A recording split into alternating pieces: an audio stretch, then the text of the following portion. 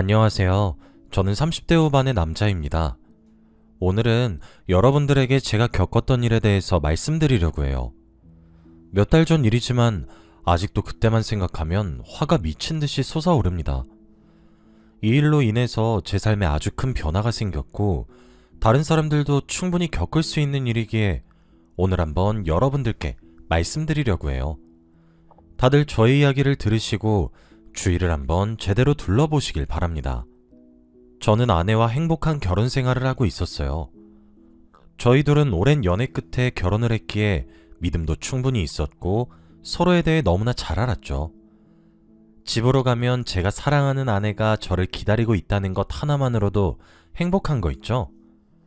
아무튼 결혼한 지 몇 년이나 되었지만 이웃 사람들도 다 저희 부부를 보고 깨가 쏟아진다고 말할 만큼 저희 부부는 금슬이 너무 좋았습니다.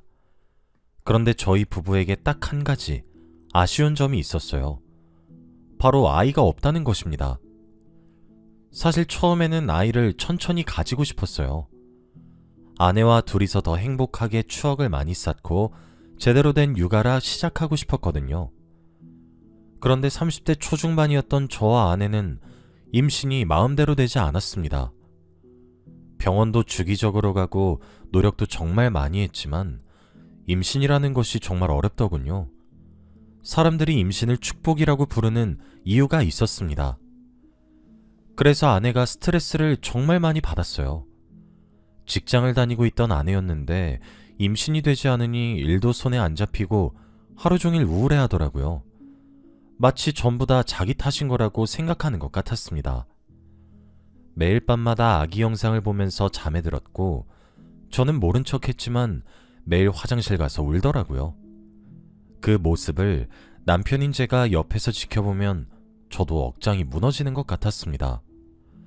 그래서 아내는 결국 회사도 그만둬야 했고 집에서 전업주부의 삶을 살게 되었죠.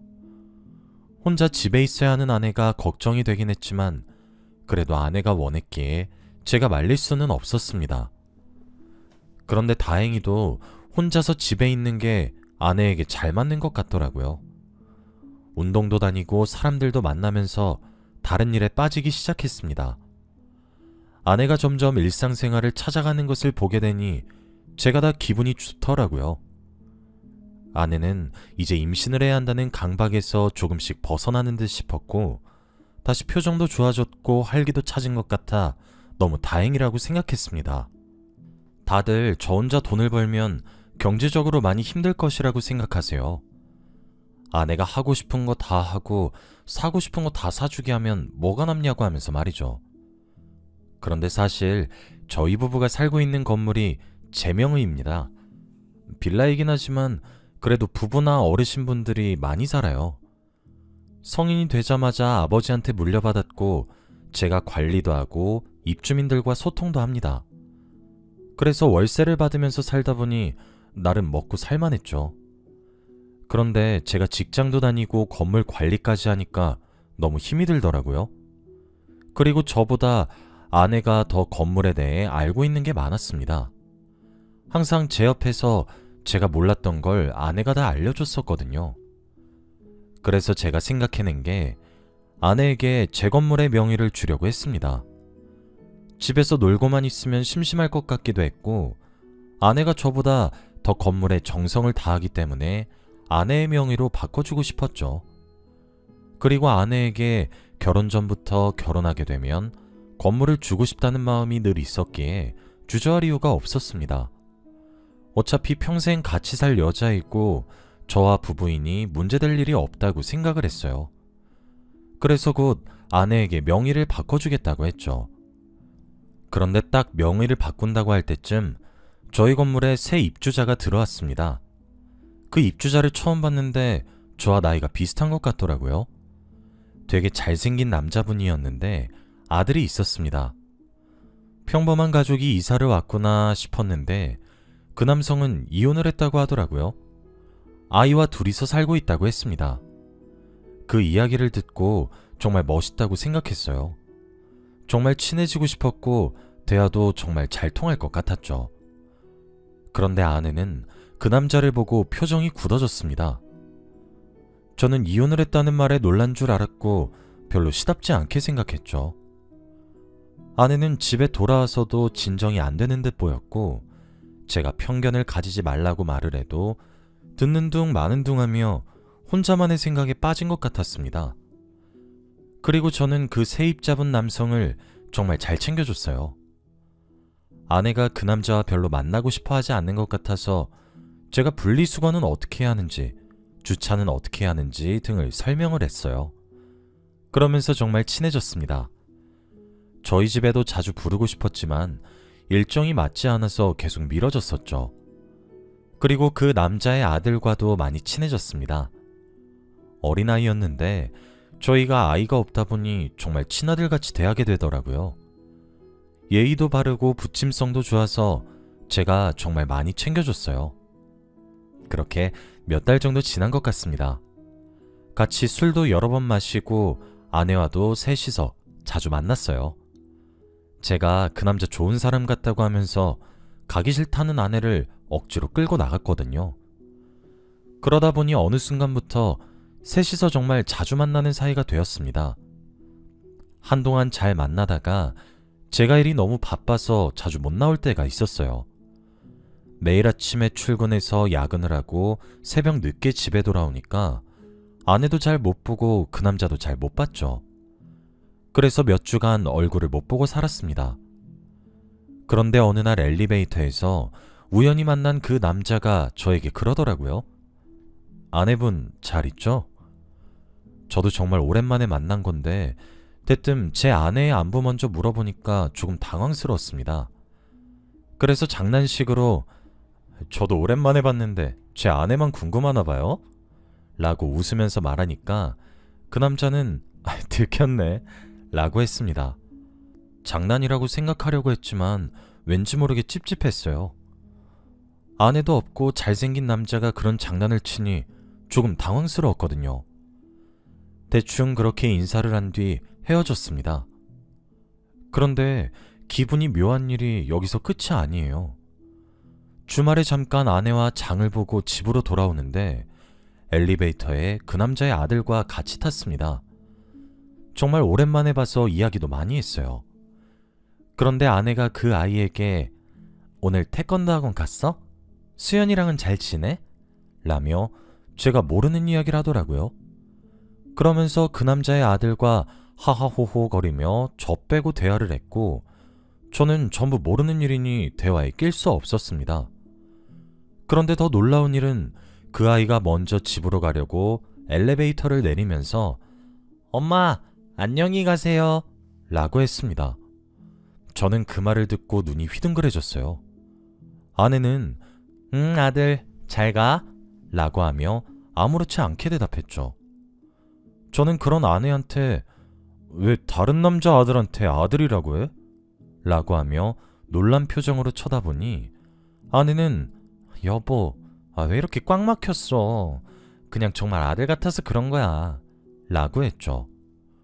그건 그렇다고 쳐도 왜 이렇게 그 남자 아들에 대해서 잘하냐고 물었습니다. 그 아들이 태권도를 가고 수연이라는 그 아들의 친구는 어떻게 하냐고 꼬치꼬치 캐물었어요. 그런데 아내는 제가 진지하게 나오니 당황스러워하는 것 같았습니다. 나중에 내가 건물 받을 때 대비해서 입주자 관리 차원이지 왜 이렇게 진지해? 제가 너무 꽉 막힌 생각인 건가 싶었고 제가 예민하게 받아들인 거라고 생각했죠. 그 남자는 아내의 안부를 물어보고 아내는 그 남자의 아들에 대해서 너무 잘 알고 있으니 찝찝하긴 했습니다. 그래도 제가 아내를 많이 믿으니까 참아보려고 했어요. 정말로 아내가 세입자를 많이 아껴서 그런가 싶었습니다. 좋은 집주인이 되기 위해서 이렇게 노력을 한다고 생각하려 했죠. 일부러 허튼 생각은 하지 않으려고 했습니다. 그런데 아내는 여기서 멈추지 않았어요. 시간이 지날수록 옷도 짧아지고 화장도 진해지더라고요. 원래 항상 집에 있거나 운동하러 나가는 일밖에 없어서 옷장에는 운동복만 가득합니다. 그런데 어느 날부터는 치마와 니트 혹은 블라우스처럼 되게 꾸미고 나가야 하는 옷들만 있더라고요. 한 번은 치마가 왜 이렇게 짧냐고 물었는데 아내는 기분 전환 이라고 하며 아랑곳하지 않았습니다. 임신 때문에 스트레스 받아서 일도 그만두고 집에서 쉬고 있는 사람한테 이래라 저래라 하는 건 영 아닌 것 같아서 더 이상 보채지 않았어요. 그래도 아내가 알아서 잘하고 다닐 거라고 생각을 했었죠. 그런데 어느 날이었습니다. 평소처럼 저는 아침 일찍 출근을 했고 아내는 집에 있었죠. 원래라면 제가 회사에 있을 때 전화를 하지 않는 아내가 그날은 전화를 하더라고요. 왠지 모르게 급한 일이라는 생각이 들었고 저는 몰래 회사에서 전화를 받았습니다. 그런데 아내가 하는 말은 정말 충격적이었어요. 바로 장모님께서 쓰러지셨단 말이었습니다. 저는 너무 놀라서 지금 당장 가겠다고 말을 했지만 아내는 안 와도 된다며 이미 자기가 가고 있으니 올 필요 없다고 했죠. 그래서 퇴근하고 바로 간다고 하니까 그것도 안 된다고 했습니다. 그러면서 집안 분위기 안 좋으니까 자기가 연락하기 전에는 오지 말라고 했고 연락을 잘 못할 수도 있다고 했죠. 저는 알겠다고 한 뒤 전화를 끊었습니다. 저는 아내의 연락을 기다릴 수밖에 없었어요. 아내는 제가 퇴근할 때까지 한 통의 연락도 하지 않았어요. 제가 장모님은 괜찮냐고 수십 통의 연락을 보내도 답장하지 않았습니다. 그걸 보고 정말 심각한 일이라고 생각했죠. 아내는 새벽에 연락이 와서 상황을 알려주었고 자신이 어머니 병간호를 하게 되었다며 당분간 집에 내려가지 못한다고 했습니다. 제가 병원에 옷이라도 가져다 준다고 하니 아내는 필요 없다며 가만히 있는 게 자신을 도와주는 거라고 했어요. 왜 이렇게까지 제가 가는 걸 막는 건지 이해가 안 되긴 했지만 그래도 아내의 말을 들으려고 했어요.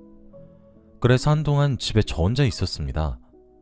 아내가 없으니 집이 너무 공허하고 넓게 느껴지더라고요. 집으로 가면 저를 기다리는 사람이 없고 혼자서 생활을 하니까 정말 이혼한 느낌이었습니다. 그런데 아내와 떨어져 있어도 연락은 자주 했어요. 혹시 무슨 일이 있는 건 아닌지 걱정이 되었거든요. 그래서 영상통화도 자주 하고 연락도 많이 했습니다. 그런데 어느 날 조금 놀라운 사실을 듣게 되었어요. 저 혼자 집에서 거주하고 있었는데 저희 윗집에서 살고 있는 할머니께서 저에게 이런 말을 하더라고요. 아이고, 얼마 전까지만 해도 마누라랑 꿀이 뚝뚝 떨어지더니 뭘 잘못했길래 마누라가 도망을 쳐? 저는 너무 당황스러워서 말이 나오지 않았습니다. 그래서 제가 아니라고 아내 고향 갔다고 말씀드렸는데도 믿지 않으셨죠. 뭔 소리여. 내가 얼마 전에 이 눈으로 똑똑히 봤는디. 할머니는 지팡이를 짚으시며 저에게 화를 내셨고 저는 아무 말도 나오지 않았어요. 그때 출근길이어서 급하게 이동하느라 할머니의 말을 제대로 생각하진 못했지만 그때 조금만 더 진지하게 고민했다면 더 빨리 상황을 알아챌 수 있었을 거라고 생각을 했어요. 아무튼 그 할머니의 말을 듣고도 저는 전혀 알아차리지 못했습니다. 그리고 할머니가 나이가 드셔서 다른 사람을 제 아내로 착각한 거라고 생각했죠. 저는 그날도 평소처럼 살았고 아내와 연락도 열심히 하고 퇴근을 했습니다. 그런데 집에 도착하니 아내가 서프라이즈로 저에게 연락도 없이 왔더라고요. 저녁을 진수성찬으로 차려놓고 저를 기다리고 있었습니다. 너무 놀랐고 거의 한 달 만에 아내를 보니까 기뻐서 날뛰고 싶었어요. 그래서 같이 행복한 저녁 식사를 하고 아내와 그동안 있었던 일들을 구구절절 늘어놓으며 좋은 시간을 보냈죠. 그 뒤로 아내는 평소와 똑같았습니다. 장모님은 지금 아내의 오빠가 병간호를 하고 있다고 했고 얼마 뒤에 다시 교대를 해야 한다고 했어요. 제가 간다고 하니 지금 코로나 때문에 면회가 되지 않는다고 하더라고요. 그리고 휴대폰도 만지면 안 돼서 연락도 못 받는다고 했습니다. 장모님의 건강이 걱정되긴 했지만 그래도 심각한 게 아니라고 했으니 걱정하지 않으려 했어요. 아내가 돌아오고 한 달쯤 되었을 때입니다. 그날도 여느 때와 다름없이 저는 출근을 했고 아내는 집에 있었죠. 기분 좋게 출근을 하고 업무를 보고 있는데 갑자기 윗집 할머니에게서 전화가 왔습니다. 혹시 집에 무슨 문제라도 있으신 건가 싶어 전화를 받았는데 할머니의 목소리가 이상했어요. 금방이라도 숨이 넘어갈 듯한 목소리셨고 지금 당장 집으로 오라고 하셨죠. 무슨 일이냐고 하니 할머니는 지금 자네 집에 도둑 들었어 라고 하는 겁니다. 저는 너무 놀라서 마음이 급해졌어요. 할머니는 어떤 남자가 모자를 눌러쓰고 저희 집 비밀번호를 치고 들어가는 걸 봤다고 합니다. 그래서 전화를 했다고 했죠. 저는 순간 집에 혼자 있을 아내가 너무 걱정이 되었고 바로 회사를 뛰쳐나와 집으로 갔습니다. 그리고 가는 동안 경찰서에도 신고를 했어요. 손이 벌벌 떨렸고 식은땀이 미친 듯이 났습니다. 아내가 못된 짓을 당할까봐 너무 무서웠거든요. 그리고 경찰과 함께 집으로 들어가려고 했습니다. 마음을 단단히 먹고 경찰과 함께 문을 열고 집으로 들어가니 낯선 남자의 신발이 저희 집 현관에 있더라고요. 안방에서 대화 소리가 들리는 듯 했고 경찰과 저는 인기척도 없이 조용히 갔습니다. 그리고 신호에 맞춰 문을 확 열었어요. 그런데 저는 안방에서 본 장면을 보고 넋을 잃고 말았어요. 그 남자는 바로 세입자 남자였거든요. 그런데 그 남자는 저희 집 안방에서 아내와 한 침대 위에 있었습니다. 여러분들이 생각하시는 바로 그거 말이죠. 경찰들도 보고 기겁을 했고 저는 온몸에 힘이 풀리는 듯한 기분이 들었습니다. 아내와 그 남자는 놀라서 이불로 자신들의 온몸을 가렸고 경찰은 눈을 피했죠. 저는 아무 말도 나오지 않았습니다. 둘이 그렇고 그런 사이라뇨? 아내는 옷을 대충 주워입고 저에게 무릎을 꿇은 뒤 여보, 오해야. 정말 아니야. 저 사람이 나한테 못된 짓 하려고 한 거야. 이런 말을 했고 그 남자는 갑자기 자신을 범죄자 취급을 하니까 놀라서 뭐? 너 미쳤어? 너 하나 살자고 나를 성범죄자 취급을 해? 라고 했죠. 경찰도 한숨을 푹 쉬었고 저는 머리가 새하얘졌습니다. 그 남자는 이에 그치지 않았죠. 갑자기 저에게 저기요, 이 여자랑 헤어지세요. 이 여자 당신 건물 때문에 옆에 붙어있는 거야. 나랑 이미 같이 살기도 했고 우리 아들이 당신 아내한테 엄마라고 부르는 거 들었지? 그리고 나랑 당신 아내는 예정이 있어서 절대 못 헤어져. 그러니까 이혼해. 라고 했어요. 아내는 그 남자의 입을 막으며 쓸데없는 소리 하지 말라고 했죠. 알고 보니 그 남자와 아내는 예전에 사귀던 사이였습니다. 그래서 아내가 세입자를 처음 봤을 때 돌처럼 굳었던 거였죠. 뿐만 아니라 이미 둘은 관계가 많이 깊어진 듯 보였습니다. 저희 집 비밀번호도 알고 아들과도 엄마 아들 하는 사이니 말이죠. 뿐만 아니라 아내가 고향에 내려갔다는 말도 다 거짓말이었고 할머니가 제 아내를 봤다는 건 진실이었죠. 제가 잘못해서 아내가 다른 남자 집으로 도망갔다고 생각하신 거였습니다. 저는 모든 사실이 하나둘씩 맞춰지니 너무 혼란스러웠어요. 이렇게 모든 게 다 아내와 그 남자의 불륜을 설명하고 있었는데 제가 눈치가 너무 없었죠. 아내는 저를 절대 배신하지 않을 거라고 생각했는데 그건 저의 착각이었습니다. 경찰도 이런 경우는 처음이라고 했고 저희 셋은 경찰서로 갔죠. 경찰서로 가는 내내 아내는 핑계만 구구절절 늘어놓았고 이혼은 안 된다고 했습니다. 그리고 옆에 있던 그 남자는 이제 그만 좀 하라고 이혼하게 되어 있다고 화를 냈죠. 저는 아무 말도 하지 않았습니다. 그렇게 경찰서에서 조사를 받고 저는 이혼을 하기로 결심했어요. 저만 바라보고 저만 사랑해줄 줄 알았던 아내가 어떻게 다른 남자를 만날 수 있나요? 그것도 전에 만났던 남자 말이죠. 그리고 대놓고 제 건물을 탐하고 있었는데 저는 아무것도 몰랐습니다. 제가 너무 바보 같아요. 아내는 끝까지 이혼만은 안 된다고 했지만 저는 듣지도 않았어요. 그리고 그 남자는 자기도 양심이 있다며 이사를 했고 아내는 저희 집에서 쫓겨났습니다. 마지막 복수로 위자료도 엄청 크게 요구했죠. 아내가 직업도 없고 모아둔 돈도 없다는 것을 알았지만 이렇게라도 안 하면 나중에 후회할 것 같았어요. 아내와 이혼을 하고 저는 혼자가 되었습니다. 처음에는 모든 일이 믿기지 않았고 꿈을 꾸는 것 같았어요. 어떻게 저에게 이런 일이 일어났나 싶어서 말이죠. 그런데 시간이 약이라는 말이 괜히 있는 게 아니었습니다. 점점 일상생활도 가능해졌고 이제는 그저 과거에 있었던 일이란 생각이 드네요. 그 일이 있고 나서 제 일상도 많이 바뀌었습니다. 눈치도 정말 빨라졌고 사람에게 너무 많은 정을 주지 않으려고 해요. 아내한테 진명을 줬으면 어쩔 뻔했나 싶습니다. 그런 여자를 사랑했다는 것도 바보 같고 평생 함께할 거란 생각에 빠진 것도 한심스럽네요. 여러분도 조심하시길 바랄게요. 배우자 잘 만나셨으면 좋겠습니다. 저의 이야기는 여기까지입니다. 들어주셔서 감사합니다.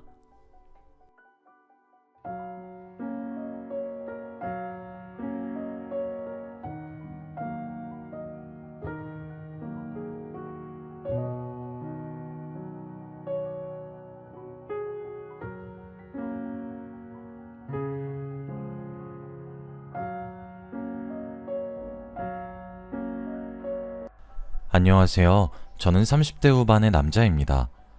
제가 이곳에 사연을 적게 된 이유는 제가 겪은 일에 대해 하소연을 할 곳이 조금 필요하기 때문입니다. 이렇게 글을 써서 제 이야기를 해보는 것이 처음이라 많이 서툴겠지만 잘 부탁드립니다. 조금 긴 이야기가 될지 모르겠지만 제 이야기를 한번 들어봐 주세요. 저는 제 입으로 이런 말을 하기엔 조금 그렇지만 잘생겼습니다. 쌍꺼풀이 진하고 키가 큰 편이거든요. 학창시절부터 제 얼굴 한번 보겠다고 교문의 다른 학교 여학생들이 줄을 섰던 적도 있었어요. 조금 과장을 하면 트럭으로 몇 트럭은 될 정도로 말이에요. 발렌타인데이처럼 마음을 전할 수 있는 기념일 같은 날이 되면 제 양손은 엄청 무거웠어요. 그 정도로 인기가 많았습니다. 나중에 알고 보니 잘생겼다고 자자하게 소문이 났더라고요. 길을 걸어가다가 연예인 해볼 생각 없냐고 캐스팅도 여러 차례 받기도 했어요. 저는 남고 출신이었는데 그런 인기를 다른 학생들이 많이 부러워했고 시기하곤 했습니다. 하지만 정작 당사자인 저는 그런 인기를 즐길 여유는 없었어요. 연예인이 되고 싶었지만 포기해야 했고 예쁜 여학생과 데이트를 하고 싶었지만 그럴 수가 없었습니다. 왜냐하면 우리 집이 정말 많이 가난했거든요. 저와 여동생이 자라기 시작하면서 점점 우리 집의 가세가 기울어졌습니다. 처음엔 저도 아파트에 살았던 것 같은데 빌라로 이사를 가고 주택으로 이사를 가고 그러다 중심가에서 점차 벗어나기 시작했고 사는 곳의 질이 점점 낮아지기 시작했죠. 그럴 수밖에 없었던 이유는 제 여동생 때문이었습니다.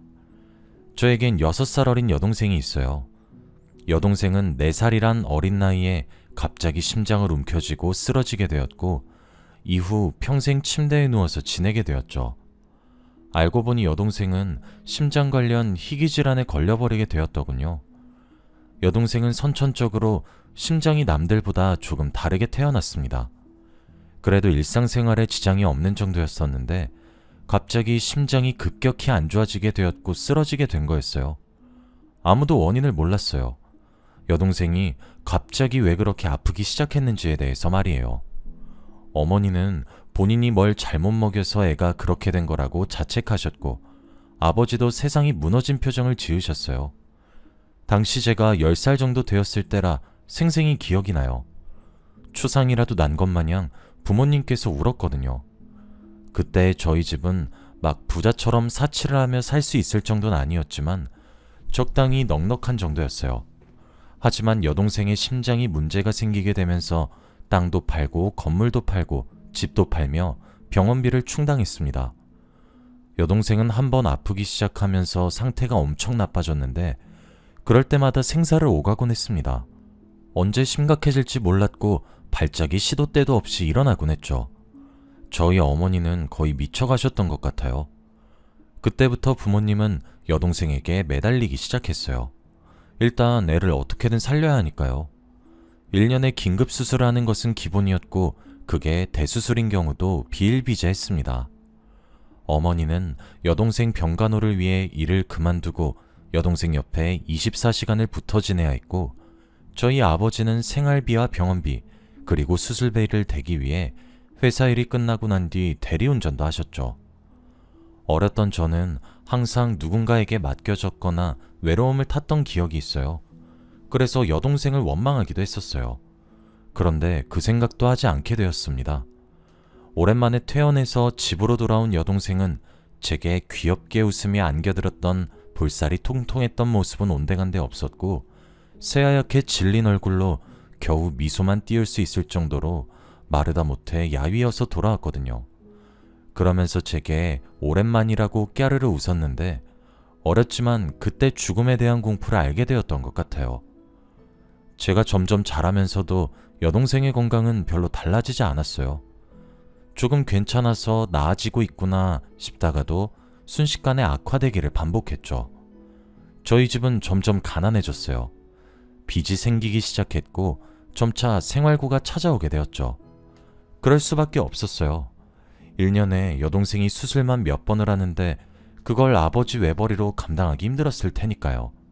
그래서 저도 생계에 뛰어들어야 했습니다. 고등학교에 입학하게 되면서 아르바이트를 시작했어요. 그런 제게 학창시절을 즐길 여유 따위는 존재할 수 없었습니다. 친구와 놀러갈 바엔 전단지를 하나라도 더 붙이곤 했어요. 그럼에도 불구하고 저는 여동생과 부모님을 원망하지 않았어요. 또래보다 훨씬 작은 몸으로도 어른들도 겁내는 수술을 잘하고 오겠다고 씩씩하게 대답하는 여동생을 사랑했고, 그런 여동생을 위해 정말 닥치는 대로 일을 하고 고생하시는 부모님의 희생정신이 멋졌거든요. 부모님과 저는 지칠 때마다 서로를 위로했고 희망을 얘기하며 마음을 다지곤 했었어요. 저는 바로 취업을 해서 좀 더 생활에 보태고 싶었지만 그래도 대학만큼은 부모님께서 억지로 보내셨어요. 저는 대학교 1학년 1학기를 마치자마자 일찍 군대를 갔어요. 그리고 복학한 학교에서 지연 씨를 만나게 되었습니다. 지연 씨는 유난히 제 얼굴을 좋아했습니다. 첫 만남에서도 제 얼굴이 이상형이니까 번호를 달라며 대뜸 손부터 내밀었죠. 지연 씨는 저보다 2살 연상이었어요. 그리고 우리 학교의 엄청난 유명인사더라고요. 지연 씨는 제가 다니는 학교의 의대에 우수한 성적으로 입학한 의대생이었고 대대로 의사인 집안의 막내딸이었어요. 졸업을 하면 아버지와 어머니가 운영하는 병원을 물려받는 그런 다른 세상의 사람이었죠. 저는 그런 지연 씨의 대시가 부담스러웠고 계속 피해 다녔습니다. 하지만 그럴 때마다 쥐를 잡듯 저를 찾는 지연 씨가 웃겼고 또 그렇게 어떻게든 절 찾아내는 것도 신기했어요. 그렇게 저도 지연 씨에게 점점 호감을 가지기 시작했고 연애를 하게 되었죠. 지연 씨는 제가 가진 것이 없다고 해도 싫어하지 않았어요. 저는 지연 씨와 교제를 하기 전 제 사정을 모두 말했죠. 아픈 여동생이 있고 여유도 없다고, 돈을 벌어야 해서 나랑 만남을 이어가도 우선순위는 가족일 거라고, 지연 씨는 뭐든 상관이 없다고 이야기를 하더라고요. 그렇게 꽤 오랜 시간을 만났습니다. 저는 그 사이 시간이 지날수록, 해가 바뀔수록 제 부모님도 나이를 먹으실 거란 사실을 깨달았어요. 지금이야 아버지가 정정하게 돈을 벌고 저도 아르바이트를 해서 상당한 돈을 보태고 있으니 상관없지만 아버지가 회사 일을 하지 못하게 되는 경우가 오면 제가 올고직 감당해야 된다는 사실을 깨달았죠. 사람 일이 어떻게 될지도 모르는데 계속 이렇게 현상 유지만 할 수 없다는 생각이 들더라고요. 저희 부모님은 심지어 여동생한테 집중하느라 노후 준비도 안 되어 있었고요. 그래서 당장 조금 형편이 모자랄지라도 미친 듯이 공부를 해야 되겠다고 생각했어요. 제가 그래도 머리가 그리 나쁜 편은 아니었거든요. 결국 노력 끝에 알아주는 공기업에 취직했습니다. 저는 취업 이후에도 야근에 특근에 벌 수 있을 만큼 최대한 벌었어요. 확실히 제가 좋은 곳에 취업을 하니까 저희 집도 숨통이 약간 트이더군요. 하지만 숨통이 조금 트일 뿐 여유로워지진 않았어요. 그러던 와중 지연 씨도 졸업하고 부모님의 병원에서 일을 하기 시작했습니다. 지연 씨는 좋은 여자였습니다. 제가 가난해도 이해해 주었고 저를 끝까지 응원해 주었거든요. 가끔 제가 가족에게 집중해서 종종 서운해하긴 했지만 그래도 절 많이 사랑해 주었어요. 제가 많이 부족해서 좋은 것 하나 사주지 못했어요. 저보다 가진 것이 많았던 지연 씨가 제게 사주기만 했었죠. 항상 받기만 해서 너무 미안했습니다. 어딜 가도 대접받으면서 공주처럼 살 텐데 가진 거 없는 저를 만나 고생만 하는 것 같아서요. 그러던 어느 날이었죠. 지연 씨가 제게 프러포즈를 하더군요. 결혼하고 싶다고 말이에요. 당연히 저도 좋은 여자인 지연 씨를 사랑했기 때문에 결혼이 하고 싶었습니다. 하지만 저도 염치가 있죠. 한쪽이 기운 것도 아니고 폭삭 내려앉은 수준의 결혼은 지연 씨가 불행하기만 할 것 같았어요. 엉엉 울면서 미안하다고 거절했어요. 하지만 지연 씨는 끝까지 제가 들고 있는 짐을 같이 들어주겠다고 하더라고요. 함께 짐을 나누자고 하면서요. 그 말에 염치 없이 그러자고 고개를 끄덕였습니다. 제 예상과 달리 지연 씨네 부모님은 절 거세게 반대하지 않았어요. 지금 생각해보니 지연 씨가 귀하게 얻은 늦둥이의 막내딸이라서 그런지 지연 씨 고집을 못 이겼던 것 같아요. 대신 제게 내민 조건은 하나였습니다. 처가살이를 할 것. 저는 이렇게 흔쾌히 제 결혼을 찬성해주신 처가댁 사람들이 너무 감사해서 당연히 오케이 했어요. 그렇게 결혼을 하고 지연 씨와 부부가 되었고 처가살이가 시작되었죠. 그리고 정말 지옥 같았습니다. 사람을 무시하는 건 일상이었어요. 배운 사람들이라 그런지 정말 우아하게 사람의 자존심을 차근차근 밟으시더라고요. 지연 씨 모르게 말이에요. 그런데 너무 슬펐던 건 그 사람들이 비난 어린 어조로 제게 독하게 쏘아붙였던 말이 전부 맞았단 거예요. 제가 가진 것이 있는 것도 아니었고 대단한 직업을 가진 것도 아니었고 돈을 잘 버는 것도 아니었죠. 심지어 결혼하고 난 뒤 지연 씨가 따로 여동생 병원비를 도와주고 있으니 염치 없다고 손가락질을 받아도 제가 할 말이 없더라고요. 저 같아도 귀하게 키운 막내딸, 저처럼 쥐뿔도 없는 남자한테 시집 가겠다고 하면 화가 날 것 같아서 그래서 아무런 대꾸도 못했어요. 그래도 이 집에서 지연 씨만큼은 제 편이어서 견딜 수 있었어요. 그런데 그것도 얼마 가지 않더라고요. 결혼한 지 한 3년 정도가 되던 해부터 지연 씨가 조금 겉돌기 시작했습니다. 점점 제가 어떠한 신호를 느꼈던 것 같기도 해요. 저를 사랑한다고 했던 몇 년 전과 달리 제게 싸늘하게 대하는 지연 씨를 느꼈거든요. 처음엔 예민한가 싶기도 했고 제가 뭘 잘못한 줄 알았어요. 저는 결혼하고 나서 지연 씨에게 최선을 다하며 살아서 뭐가 잘못된 것인지 몰랐죠. 그런데 지연 씨의 태도는 제가 문제가 아니더군요. 며칠 뒤에 지연 씨가 자는 사이에 본 휴대폰으로 사실을 알게 되었습니다. 지연 씨가 외도를 하고 있다는 사실을 말이에요. 상대는 동료 의사였어요. 그런데 따지고 들지를 못하겠더라고요. 외도 상대보다 제가 뭐 하나 나은 점이 없다는 사실에 기가 죽어서요. 그렇게 가슴에 묻고 아무것도 모르는 척하면서 지냈습니다. 지나가는 바람이겠지 하고 애써 아무렇지 않게 넘기려고 했었어요. 그렇게 1년이 지났습니다. 여동생이 위독해졌어요. 이제껏 생사의 고비를 넘기지 않았던 적은 단 한 번도 없었지만 이번엔 정말 심각했죠. 마음의 준비를 하시라는 의사 선생님의 말씀에 제정신을 차릴 수가 없었어요. 그때 여동생이 숨을 헐떡이며 제게 손짓을 하더라고요. 곁으로 다가가니 제 손을 꼭 잡아주며 이야기를 했어요. 오빠, 미안해. 내가 아파서 다들 희생만 하게 해서 너무 미안해. 항상 발목 잡아서 미안해. 나 다들 얼마나 힘든지 알고 있어. 나 때문에 많이 힘든 것도 알고 있어. 이런 순간이 조금이라도 빨리 왔으면 오빠랑 우리 엄마 아빠도 덜 힘들었겠지? 항상 피해만 주는 동생이어서 매번 미안했어. 오빠 하고 싶은 것도 못하게 된 것도 나 때문이라 미안했어. 이제 오빠가 하고 싶은 대로 살고 싶은 대로 살아. 바보같이 왜 그런 말을 하냐고 바락바락 소리를 질러도 여동생은 희미하게 웃을 뿐이었어요. 끝까지 부탁만 하고 가서 미안해. 난 정말 폐만 끼치는 것 같아. 내가 없어도 오빠가 우리 엄마 아빠 잘 챙겨줘. 알았지? 내가 많이 사랑하는 것도 알지? 여동생은 그 말을 끝으로 결국 그날 밤을 넘기지 못하고 생을 달리했습니다. 제정신을 유지하는 게 사실 참 힘들었어요. 그런데 그때 저희 동생을 참 오랜 시간 동안 담당해 주셨던 간호사님이 조문을 오셨더군요. 그러면서 제게 조심스럽게 다가와 이야기를 하나 해주는데 너무 충격적이더군요. 저는 사실 여동생이 그런 생각하고 있던 사실에 많이 놀랬었어요. 물론 저도 어렸던 나이에는 여동생이 부담이라고 생각한 적이 있었지만 커가면서 당연하다고 생각했지 단 한 번도 여동생 때문에 포기한다거나 이런 생각은 한 적이 없는데 어째서 저런 말을 하나 의아하기도 했죠. 간호사의 말에 의하면 지연씨가 여동생이 생을 달리하기 일주일 전에 찾아왔다고 합니다. 찾아와서 이렇게 말했대요. 아가씨 언제 죽어요? 아가씨는 염치도 없어요? 당신네 오빠 나한테 설설 기잖아. 너 병원비 때문에. 무슨 양반집에 팔려온 기생도 아니고.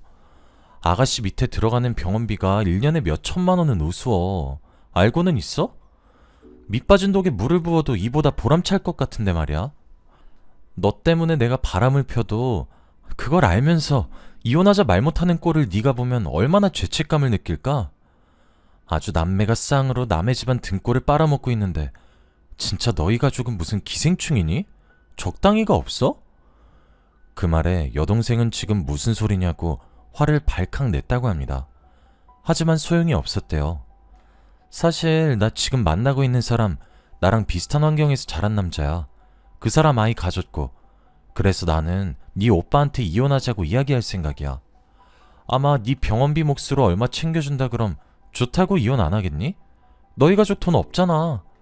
라고 말을 하며 지연씨는 깔깔 웃으면서 누워만 있는 여동생을 조롱했다더군요. 심장이 아파서 그런지 여동생에게는 스트레스가 정말 치명적입니다. 지연씨의 방문 이후로 여동생의 몸 상태는 갈수록 쇠약해져 갔고 결국 생을 달리하게 된 것이었어요. 어쩐지 죽는 순간까지 미안함으로 가득 찬 여동생의 얼굴이 이상하다 했더니 지연씨가 입방정을 떨었더군요. 분노를 걷잡을 수가 없었어요. 저는 지연씨의 외도를 참았던 것은 지연씨의 재산 때문이 아니라 지연씨가 다시 제게 돌아오겠지 싶었고 여전히 정말 사랑하고 있기 때문에 기다렸던 거였어요. 지연씨 스스로가 그만두는 것을요. 그런데 뒤에서는 제 여동생에게 몹쓸 말을 하는 걸로도 모자라 남의 남자아이를 임신까지 해왔다는 말에 화가 미친 듯이 나더군요. 그제서야 장례식장을 둘러보니 제 여동생이 죽었다는 사실을 다 알면서 처가댁 식구 한 사람도 오지 않았더군요. 하지만 그 와중에 지연씨는 절은 하지 않았지만 부조금을 넣고 갔더군요. 저 모르게요. 눈을 감는 순간까지 죄책감 따위와 같은 감정을 겪게 해서 여동생에게 너무너무 미안했어요. 그리고 하고 싶은 대로 살고 싶은 대로 살아달라는 여동생의 유언을 들어주고 싶었죠. 처음엔 복수를 하려고 했습니다. 하지만 몇 날 밤을 고민한 끝에 저는 결정을 바꿨습니다. 그냥 지연씨에게 이혼을 요구하기로 했어요. 복수를 하기엔 제가 너무 많은 일을 겪어 많이 지친 상태였어요. 정말 모든 것을 포기하고 싶을 정도로 심신이 많이 지쳐 있어 누군가와 싸울 수 없겠더군요. 그냥 그저 그곳을 탈출해 여동생이 부탁했던 것처럼 부모님을 모시고 지내고 싶었어요. 저는 지연씨에게 모든 것을 알고 있고 당신의 뱃속에 자라고 있는 아이까지 누구의 아이인지 안다고 그냥 소송까지 가지 말고 이혼하자고 했습니다. 모든 걸 다 포기한 심정이어서 그런지 담담하게 이야기를 할 수 있게 되더군요. 그리고 고맙다고도 했어요. 여동생에게 못된 말을 한 것도 맞는 말이지만 여동생의 생명줄을 최대한 늘려준 것이 지연씨였으니까요. 그런 저를 보며 지연씨가 미안하다고 조용히 이야기를 하더군요. 홧김에 정말 홧김으로 여동생에게 그런 말을 하고 돌아왔는데 자신 때문에 그렇게 된 것 같아 마음이 너무 무겁고 죄책감 때문에 힘들다면서 제게 조용히 사과를 건넸어요. 끄끄거리며 우는 지연씨를 보니 태교에 안 좋겠다 싶기도 했어요. 지연 씨와 결혼하고 나서 우리 집안의 경제적 지원을 많이 받은 것은 사실이었으니 이왕 헤어지는 거 잘 살라고 말해주고 싶었습니다. 그냥 훌훌 털어버리고 싶었거든요. 지연 씨는 이혼해줘서 고맙다고 했고 우린 조용히 협의이혼을 했습니다. 몇 년이나 살을 부대끼며 살았는데 이혼하는 데는 몇 달도 채 걸리지 않더군요. 지연 씨는 제게 15억의 위자료를 주었어요. 받지 않겠다고 했지만 그간 절 상처 주고 제 가족에게 상처 주고 끝끝내 여동생에게 상처 준 것이 미안하다고 속죄의 값으로는 부족하겠지만 받아달라고 하기에 받았습니다. 그 돈으로 저는 저희 집에 있는 빚을 전부 해결했고 그러고도 돈이 몇 억이 남아 작은 빌라를 하나 매입해서 부모님을 모시면서 셋이서 함께 지내고 있어요. 저희 가족은 생각보다 잘 지냅니다. 어머니는 소일거리를 하나씩 얻어와서 일을 하기 시작하고 아버지는 곧 퇴직을 앞두고 계십니다. 여동생의 빈자리가 무척이나 크지만 오랜 기간 동안 저희 가족들도 조금씩 이별을 준비해와서 그런지 다들 씩씩하게 이겨내려고 하고 있어요. 지연 씨는 제게 많은 상처를 줬지만 참 고마웠던 것들이 많아 쉽게 미워하기도 힘드네요. 너무 기우는 결혼이어서 그런지 안 좋은 결말이 당연한 것 같기도 하고 참 마음 한켠이 싱숭생숭하네요. 지금은 저도 만나는 여자가 있습니다.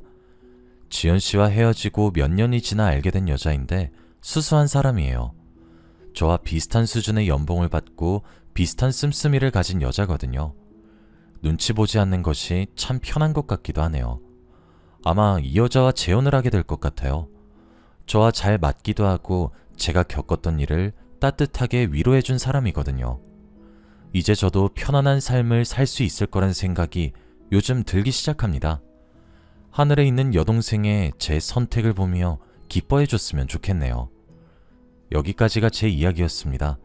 긴 이야기 들어주셔서 감사합니다.